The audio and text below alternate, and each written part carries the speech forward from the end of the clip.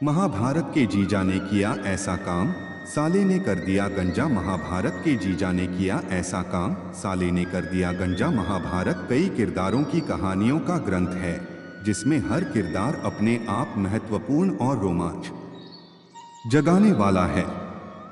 आज हम आपको महाभारत की एक ऐसा ही घटना के बारे में बताने जा रहे हैं, जिसमें जीजा साले कहानी है। यह कहानी ऐसी है जिसमें साले ने अपने ही जीजा को सजा के तौर पर गंजा कर दिया था। महाभारत में जयद्रथ काफी महत्वपूर्ण किरदार माना जाता है, जिसकी अंत अर्जुन के हाथों हुआ था। जयद्रथ और अर्जुन, जयद्रथ के कारनामों की वजह से इनकी बहुत किरकिरी हुई थी। जयद्रथ ने अपने ही साले की पत्नी का अपहरण का प्रयास किया था, जिसका खामियाजा बहुत ही बुरा हुआ। आइए जानते हैं पूरी कथा विस्तार से। दुर्योधन की बहन का पति था जयद्रथ। यह तो हम सभी जानते हैं कि पांडव और कौरव आपस में भाई थे। कौरवों की एक ही बहन थी, जिसका नाम दुशाला था।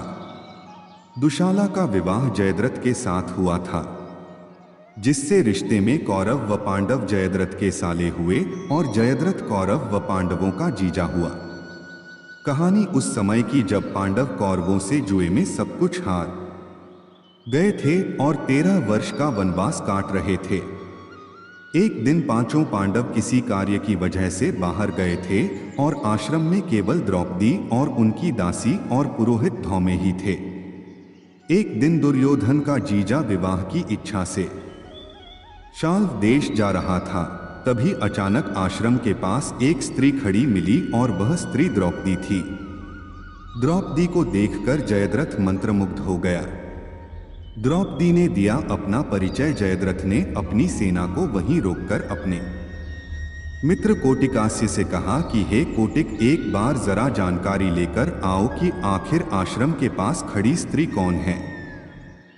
अगर यह स्त्री मुझे मिल जाए तो फिर मुझे विवाह के लिए शाल्व देश जाने की क्या आवश्यकता है।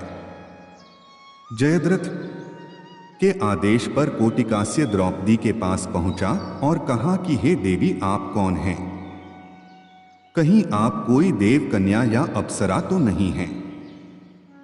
द्रौपदी ने कहा कि मां, पांचों पांडवों की पत्नी द्रौपदी हूं और मेरे पति अभी आने वाले ही हैं, तो कृपया आप लोग आतिथ्य स्वीकार करने के बाद ही यहाँ से प्रस्थान करें।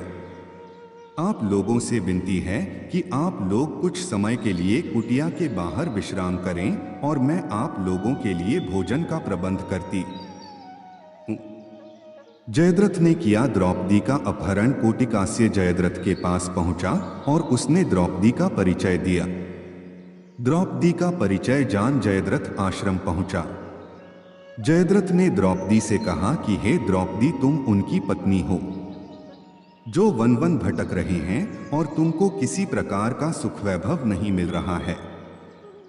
इसलिए तुम पांडवों को त्याग कर मुझसे विवाह कर लो और संपूर्ण सिंधु देश का राज्य सुख भोगो। जयद्रथ की बात सुनकर द्रौपदी ने उसे बहुत धिक्कारा, लेकिन उसको धिक्कार का कोई प्रभाव नहीं पड़ा। जयद्रथ बलपूर्वक द्रौपदी को खींचकर अपने रथ में बैठा लिया। पुरोहित धौमे द्रौपदी को बचाने के लिए आए, लेकिन जयद्रथ ने उनको भूमि पर ही पटक दिया और अपना रथ भगा ले गया। पांडवों ने जयद्रथ को बना लिया बंदी। थोड़ी देर बाद जब पांचों पांडव वापस लौटे, तब पुरोहित और दासी ने पूरी घटना के बारे में जानकारी दी। द्रौपदी के अपहरण का समाचार सुनकर पांचों पांडव जयद्रथ के पीछे चल दिए। कुछ देर बाद जब जयद्रथ ने देखा कि पांडव पीछे आ रहे हैं, तब उसने द्रौपदी को छोड़ दिया और वहां से भागने लगा। लेकिन भीम और अर्जुन उसका पीछा करने लगे और उसको बंदी बना लिया। बंदी बनाने के बाद जयद्रथ को मृत्यु दंड देने लगे। तब युधिष्ठिर ने कहा कि यह हमारी बहन दुशाला के पति हैं, इसलिए हम इनको मृत्यु दंड नहीं दे सकते। साथ में द्रौपदी ने भी पांडवों को ऐसा करने से रोक दिया। द्रौपदी ने कहा कि जयद्रथ के सारे बाट काट दो और केवल 5 चोटियां छोड़ दो ताकि यह किसी को मुंह दिखाने लायक नहीं रहे। जयद्रथ इस घटना के बाद पांडवों से बदला लेने की योजना बनाने लगा और उसने भगवान शिव की तपस्या की और अर्जुन को छोड़कर किसी अन्य पांडव से न हारने का वरदान पा लिया।